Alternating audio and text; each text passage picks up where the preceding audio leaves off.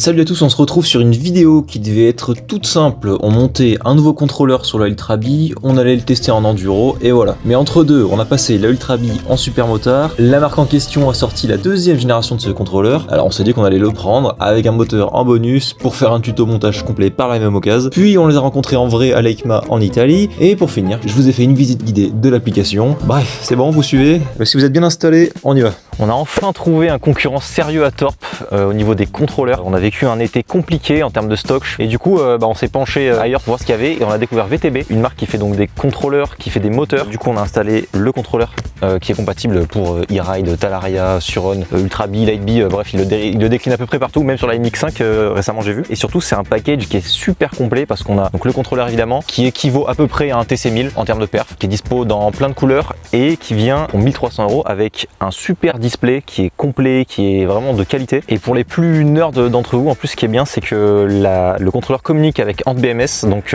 si vous avez une batterie compatible vous pouvez voir l'état indépendant de vos cellules sur le display directement et c'est assez incroyable. Et un Komodo aussi qui est plutôt cool, et bien entendu le faisceau qui va avec la machine en fonction de ce que vous avez. Et donc là sur la Ultra, William l'a déjà essayé et il m'a dit que le feeling était incroyable. C'est vrai que nous en plus la dernière fois on a galéré avec la Ultra Bee avec le Torp au début à régler au niveau de la poignée. Apparemment là c'est d'entrée de jeu tout clean, tout bien. Je suis vraiment hypé parce que nous à part Torp on n'a pas été très séduit par BMX ou Far Driver, bien que Far Driver on n'avait pas essayé sur une Ultra Bee. Là le fait que voilà il y a une appli qui soit complète, qu'il y a un beau display pour un prix assez contenu, enfin franchement c'est vraiment sérieux, donc ça a l'air cool. Ah, j'aime bien la réactivité. Ah non mais mec tu vas voir c'est génial. Juste là je sens déjà que c'est cool.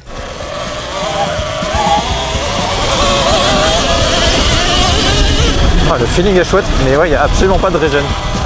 Ouais je crois que je pourrais en mettre hein. On voit rien.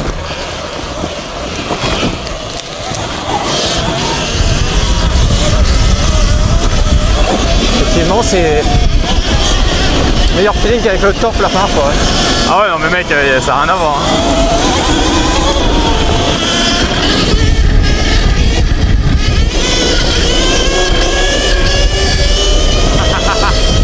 Oh sa mère.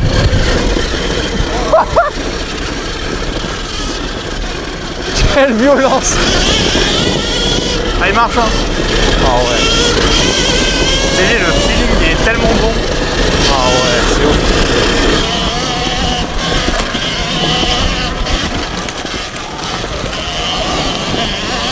La douceur, ouais, il est bien le VTB. Hein. Ah.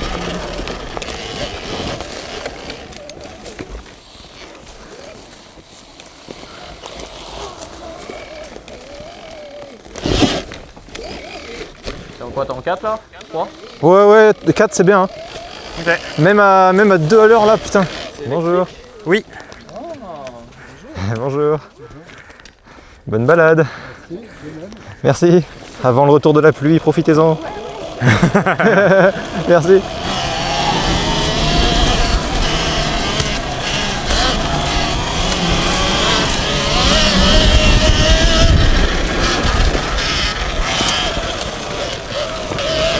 Oh, j'ai le pied qui a touché.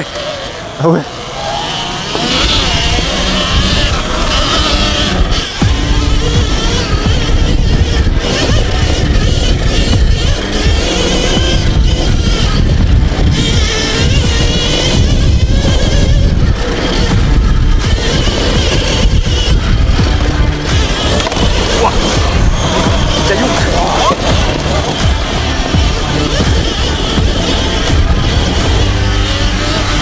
Oh là là.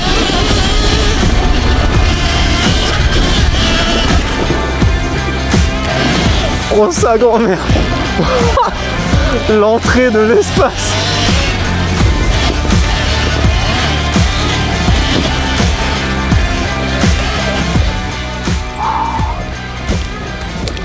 Ouah.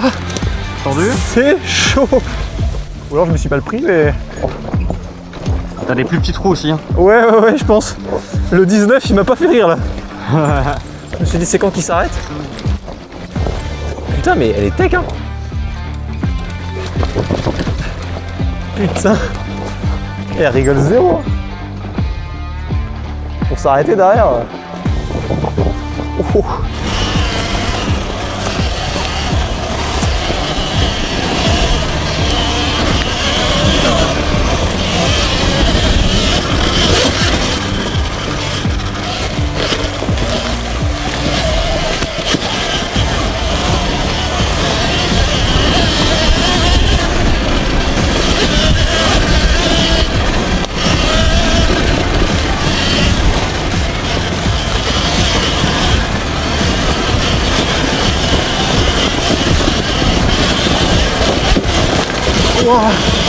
Mes doigts. Après cette sortie, VTB nous ont fait la surprise de sortir la deuxième génération du V9600. Donc on a profité de notre switch génération 1 vers génération 2 pour la conversion de notre Ultra Bee en mode super motard pour vous filmer un tuto changement de contrôleur et moteur sur Ultra Bee. Ils auront quand même une vidéo avec la Ultra Supermote avant la vidéo de présentation de Supermote autant. Oui. Aujourd'hui, on va vous montrer comment changer le contrôleur et le moteur sur une Ultra Bee. Ça s'applique aussi à une Light Bee, il n'y a pas des grosses différences. Et notamment, là, on va monter nouveau contrôleur et moteur VTB sur la Ultra Supermote. Et aujourd'hui, alors bon, ce sera pareil pour vous plus ou moins si vous démontez contrôle moteur d'origine de la Ultra pour monter un contrôleur. Mais nous là, voilà, en l'occurrence, on va démonter un VTB pour remonter un autre VTB. Donc c'est cette fois la V2 qu'on a découvert en vrai au salon de l'ECMA 2025. On a rencontré l'équipe de VTB, c'est des jeunes, ils sont super cool. Et ils sont assez énervés, ils nous ont montré aussi leur moto, leur specs, ce qu'ils font avec. Et le moteur, donc là c'est le design de l'ancienne génération. Et maintenant vous verrez qu'ils ont sorti du coup des moteurs qui ont l'identité visuelle, leur nouvelle DA qu'ils ont sur les contrôleurs notamment. Ouais, c'est vraiment sexy. En vrai, au tout début, on était dubitatif sur le logo et en fait, ils sont incroyables. Mais en gros, voilà, c'est le nouveau contrôleur avec le moteur de l'Ultra Bee. Il n'y a pas de ancien nouveau. Sur cette gamme-là, c'est le même. Ouais, et pareil, du coup, c'est le contrôleur, c'est la version basique, puisqu'on monte une batterie enfin, c'est sur la batterie d'origine en 72 volts. Le Pro, celui-ci prend jusqu'à 80 volts. Et ensuite, il faut passer sur le max. Et puis après, il y a le Ultra aussi pour ceux qui ont vraiment des configs ils ont fait toute une gamme complète qui est vraiment bien avec des moteurs très énervés, notamment certains qui prennent 14 000 tours minute. Alors celui-là, il est à 9600, mais comme dit, sur une batterie 72 volts, sur une config Supermote chill, ça servait à rien de. Enfin voilà, on n'allait pas changer la batterie. Je dis pas que ça arrivera jamais, mais au pire, on mettrait une 80 volts, c'est pas dramatique non plus. Quand on voit déjà les perfs du V1 batterie d'origine, moteur d'origine en Supermote. Parce qu'en fait, le moteur d'origine, je crois, il prend 7500 tours minute, donc c'est très peu. Donc je pense que dans les faits, il n'y aura pas énormément de différence de feeling entre les deux générations. C'est juste que voilà, ils ont affiné quelques petits détails. Donc du coup, c'est l'occasion aussi de vous montrer les nouveaux packaging. On va faire un magnifique unboxing. Commencez. C'est beau. Oh, il est beau. Ah, mais on n'a pas besoin d'enlever la poulie. Ah mais oui. Oh, ça c'est bon ça. Bon, on fera en fait, c'est pareil sur quand t'achètes un Torque. Pourquoi il y a aussi la poulie? C'est vrai que nous on fout des keychains en fait, c'était pour ça. Bah oui. La taille des câbles. Ouais. En vrai, j'avais oublié le design, il est beau. Non, il est vraiment ouf. Vous avez du détail, mais nous on aime bien les packaging. Oh oui, on le voit bien là. Oh. Ça brille? Oui. 76 kW. C'est abusé. Qui nous dit qu'on risque de se couper. Je l'ai même pas fait sur celui que j'ai chez moi. C'est vrai? Oui. Oh là là. Oh sa mère. Sur le noir c'est plus choquant du coup. Ouais. Parce que moi j'en ai un gris à la maison. Je rêve où ils l'ont allégé de zinzin. J'ai l'impression que c'est plus light qu'un. Faudrait le peser mais on n'a pas de balance là. Ça me choque moins que le IBMX, tu vois. Mais peut-être je me fais un film. Ouais, on voit qu'il y a aussi un petit effort sur les emballages. Parce qu'avant c'était un peu mis juste en vrac dans le. Et pour tous ces petits trucs là, c'était en vrac au fond du packaging. Mais bon, là on chipote. Ça n'a pas changé. Le petit Komodo qui change les modes, qui permet de mettre les marches arrière, plein de trucs. La gâchette régène. Ah, ça c'est emballé aussi, c'est cool. Oui. Les supports pour l'écran. Qui ont un peu changé, qui sont mieux normalement. Et tous les adaptateurs de la terre selon le guidon, c'est ça? x2. Et l'écran. Le display. C'est juste que c'est con, on fait pas le tour de toutes les fonctionnalités, mais il y en a tellement. Ouais, ça, là on vous laisse le plaisir de découvrir. Le con. Oh putain, j'aurais fait des conneries, mais celle-là a failli être dramatique. On a quand même un beau plan, je pense, où il y a le moteur, il fait ouf. Je pensais que j'arriverais à rester stable. Je ne suis pas fait pour être serveur. Donc, première mission, ça va être tout démonter. Nous, on a une config un peu différente. Potentiellement, il faudra enlever la plaque phare pour accéder au câble, pour démonter l'écran, si vous voulez remplacer l'écran d'origine. Mais je pense qu'il n'y a pas d'utilité de mettre l'écran d'origine. Enfin, puis ça dépendra aussi de si vous avez une Light Bee, une Talaria, etc. Nous, on va commencer par tomber le contrôleur. On a déjà un VTB, mais globalement, de toute façon, c'est que des vis et des câbles à débrancher. Rien d'exceptionnel. Ils ont adapté à peu près tous les faisceaux possibles ever. Et je rajouterai un petit truc qu'on nous a dit plusieurs fois. Il y a un bouton klaxon sur leur Komodo, mais attention, c'est le bouton klaxon qui était prévu pour leur moto. Le klaxon ne passe pas par le contrôleur, donc ce qui fait que voilà, vous devez garder quand même votre Komodo où il y a le klaxon, quoi. Alors on va peut-être enlever la batterie aussi. Ah oui, c'est vrai que nous on a des trucs en plus. Comme il a foutu son truc. Ok, on a de la place un peu. Voilà, donc là on a les câbles phase. Hop. Alors sur le deuxième, vous verrez, il y a une Une petite entretoise, un truc là. Non, pas une entretoise, enfin c'est un câble en fait. C'est une masse. Ah oui, la masse, ouais. Alors, ensuite, hop, on appuie contre la roue. Et là, les câbles moteurs. Bon, normalement, si vous suivez un peu la chaîne, juste ici, vous devriez suivre. Hein. Oui, de toute façon, en vrai, il n'y a rien de compliqué à montrer un contrôle. Hein. Enfin, c'est des câbles à enlever, des câbles à remettre. Vous pouvez pas vous... À part le plus-moins de la batterie, et là, les câbles phase moteur, il y a marqué vert, bleu et jaune. On est quasiment sur le niveau des jouets pour bébé où il faut mettre le rond dans le rond, le carré dans le carré. Il faudra juste expliquer ça. C'est que là, c'est WVU. Parce que je crois que c'est le nom des câbles et pas le nom des couleurs. Et les petits câbles, en fait, c'est des vis. Puis ça se déplugue. Ah ouais. Genre c'est bien solide quoi. Ouais, c'est clair. Et voilà. Et du coup je vais vous montrer le faisceau rapidement un peu. En gros ce qui est bien c'est qu'il y a des étiquettes à chaque fois pour expliquer. Regen brake, moteur tout contrôleur, que des trucs comme ça. D'accord. Ça c'est quoi? C'est en gros c'est la prise adaptateur moteur vers...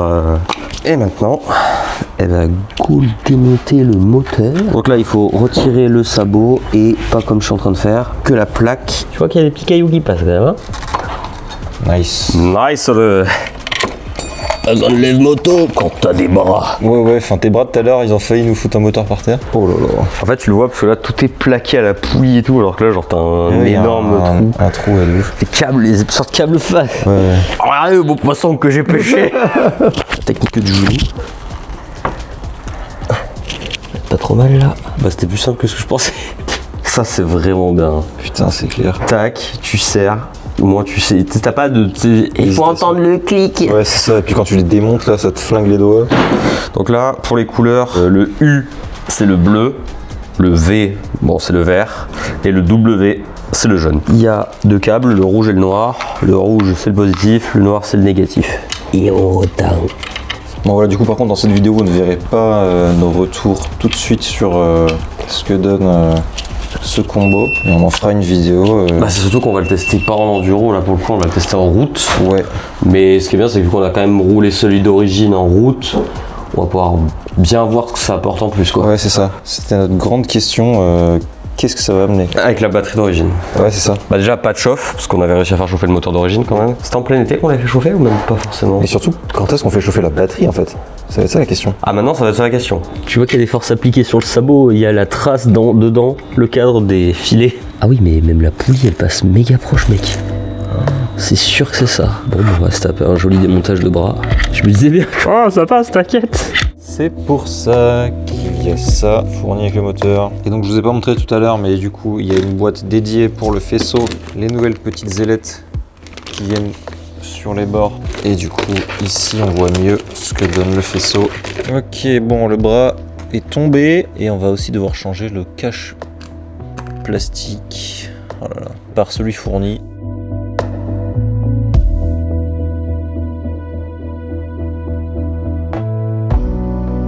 Nous revoici après la pause démontage, remontage de bras oscillants. Oh, j'ai hâte d'atomiser des sportives. Oh là, il y a la différence entre les deux. D'accord, ok. Ce qu'il faut faire, c'est d'abord vous mettez ces plaques là, des deux côtés, sans les serrer, pour qu'elles puissent un peu bouger. Et ensuite, vous serrez là. Et là, ce que je vais faire, c'est serrer les 4 vis qu'il y a là, puis serrer les 4 qu'il y a là. C'est un peu différent des anciennes plaques, mais le résultat est quand même vraiment beau parce que ça cache l'ouverture qu'il y a ici. IBMX l'ont fait depuis un moment. J'avoue que Torp, ça m'avait toujours dérangé. J'ai eu un demi-arrêt cardiaque. Pourquoi? Bah parce que j'ai fait clac et tu sais, il y a une petite latence. Ouais, ouais. Ok, bah faut faire calibration, tout ça, chercher mon tel. Ça raconte quoi? Changelog? Bah faut que je mette à jour, je pense.